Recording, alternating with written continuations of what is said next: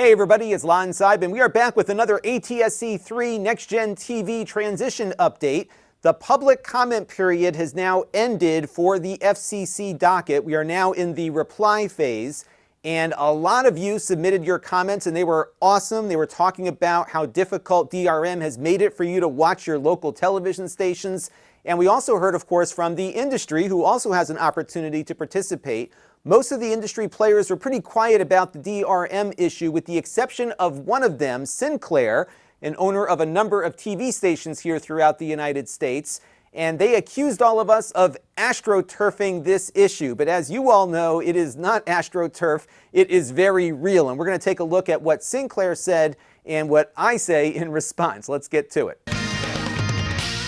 Now, before we get into this week's topic, I do want to let you know that this video is being brought to you by all of you. That includes everyone who watches this channel and subscribes, along with those of you who have contributed to the channel, either through my donor box page at Lon.TV/support, through the YouTube membership program, through Floatplane and Patreon, and also those of you who might have picked up a mug or two on the merch store, which you can find linked down below. I want to thank all of you for your continued support of the channel. It does literally keep the lights on around here and helps us expose some of these topics that often fly under the radar of the traditional media. So what's going on here with Sinclair? Well, they filed their response or their testimony to the FCC right at the deadline date, and you can find it at Lon.TV/Sinclair Nonsense. Now, what was noteworthy in the Sinclair filing is that, unlike their peers, they spent a lot of time talking about the DRM issue. And I think the reason why their peers have not said much about DRM is that they don't want DRM to be the focal point of the debate about this transition. What they want is the date of the transition to be the focal point, and they want the decision to be made. They don't want any complicating factors here that might prevent that date from moving forward. And right now, DRM is legal because there's no regulation or law against it. That's why the broadcasters have been encrypting all of our TV signals and making them unwatchable. So if the FCC approves the date and does nothing else, DRM essentially becomes allowed under this new plan for the transition. And so I think they just didn't want the attention brought on this DRM issue. But Sinclair couldn't help themselves, and they go into a diatribe we've heard before about how Netflix and other competing video platforms have DRM available and they don't, and it's not fair. And then they drop the bomb on all of us here. They say, "We urge the Commission not to be swayed by a paroxysm of astroturfed concern generated by vloggers like me, hostile to the concept of intellectual property and unwilling to engage substantively with piracy concerns, and by manufacturers who have created their own difficulties with compliance." So not only did they go after the antenna man and me and all of you, they're also putting the blame on consumer electronics manufacturers for not developing hardware that's compliant with their very draconian DRM rules.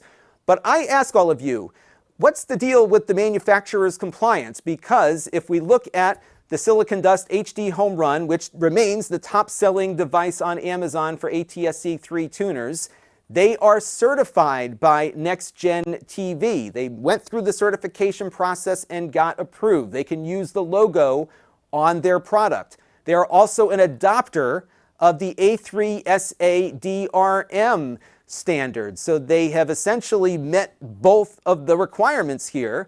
They've worked very hard to be compliant, yet somehow they're not compliant. Why is that? Maybe it's because it's impossible to be compliant with a gateway device that allows us to watch TV the way we've been watching it over the last 20 years or so. But I do want to go back, though, to the argument that they were making at the beginning here, which is that all of these unregulated services have DRM. Why can't we have it too?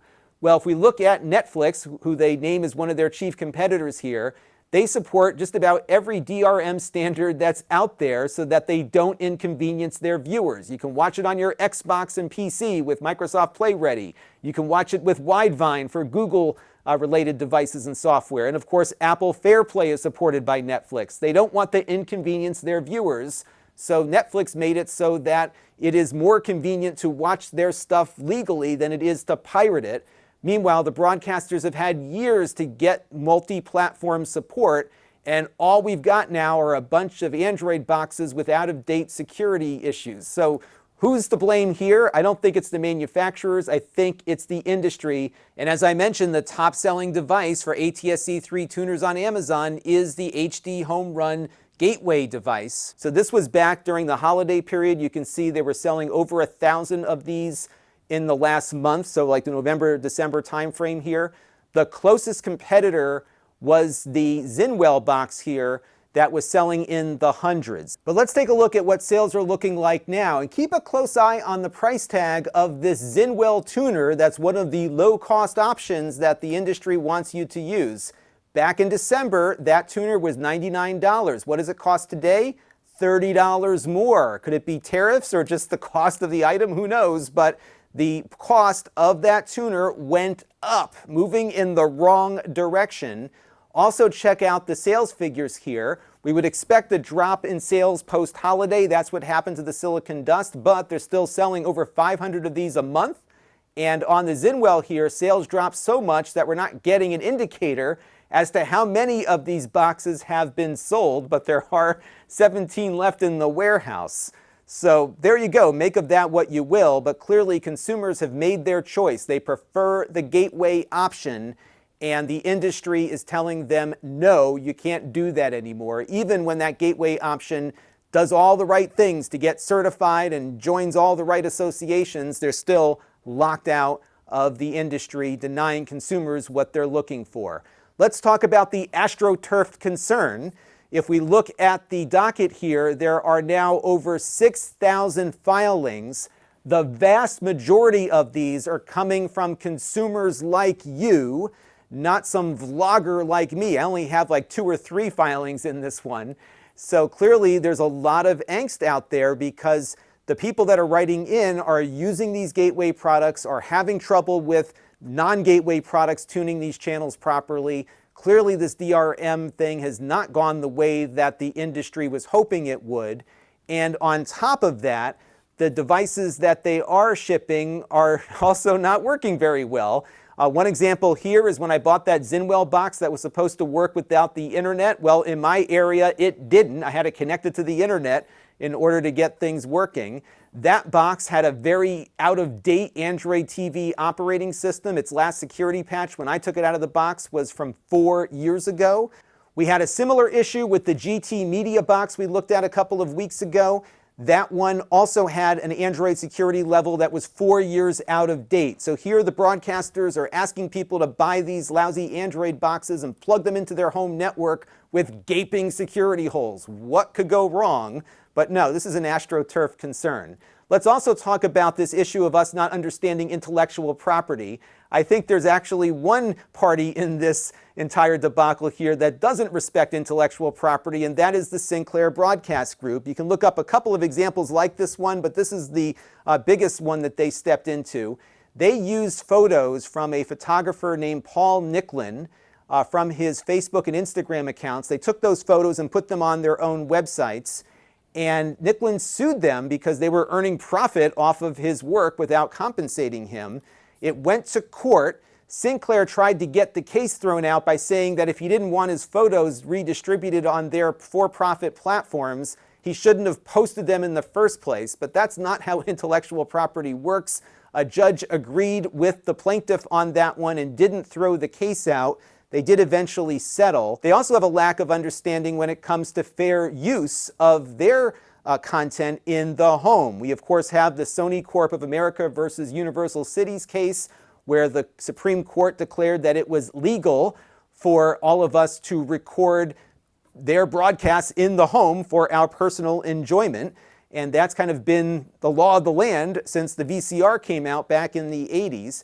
And we have a more recent case that the FCC lost in regards to the broadcast flag that all the broadcasters tried to implement during the last transition from analog TV to ATSC 1.0.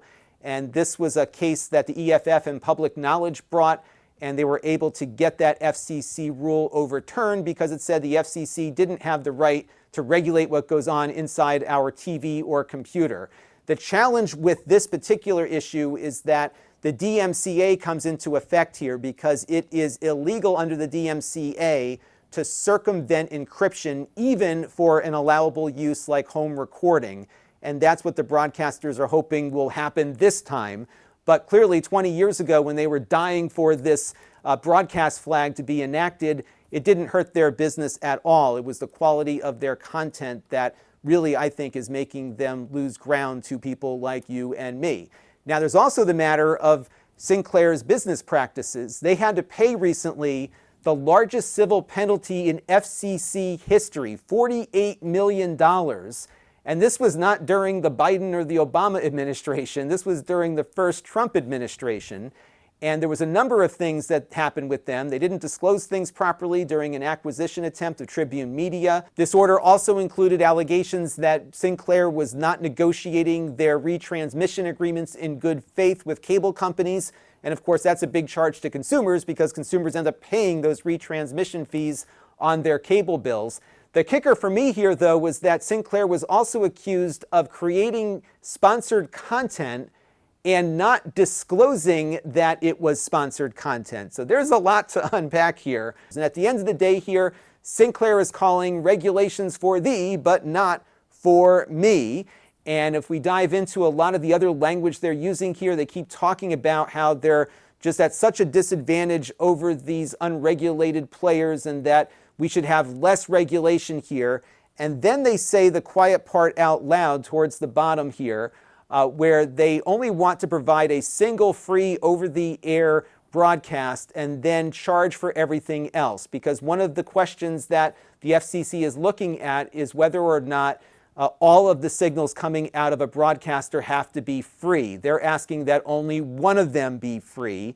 And this is why the DRM thing is such a big deal here, because they want the ability to charge a subscription fee for other programming, and they'll want to protect that with DRM. Meanwhile, though, they still want regulations imposed on everyone but them. And they did have a little footnote here about the tuner mandate that was proposed in the NAB's request to make this thing go forward. What the NAB wants to happen is to force every TV manufacturer to switch from an ATSC 1.0 tuner to the ATSC 3.0 tuner. And right now, that will drive costs way up. And the CTA, the Consumer Technology Association, who represents all the TV manufacturers, is very much opposed to this mandate coming into place because it's going to raise costs significantly, not only for them, but also for consumers. But as far as Sinclair is concerned, hey, we've got the mandate already. We're not going to talk about that. Let's just let it be. So there you go. You can see that is their position. Next time, what we're going to be looking at is some other stuff that was filed on the docket. There was a big filing from a number of consumer-focused organizations. It was great to finally see these organizations waking up and taking the side of consumers. So in our next video, we're going to dig through their arguments about why DRM is bad for consumers. And there's definitely some new ideas in here that we haven't talked about before. That'll be coming up next week. We'll take a look at that. What I'm going to do in the meantime, though, is draft my own response to Sinclair, which I will submit on the FCC record, and I will share that with you next week as well. That will do it for this one. As always, let me know your thoughts down in the comment stream. Right now, the public comment period for this docket has ended, but you can now reply to those who have submitted comments on the record, so feel free to do that if you so choose. That will do it for this one. Until next time, this is Lon.TV. Thanks for watching.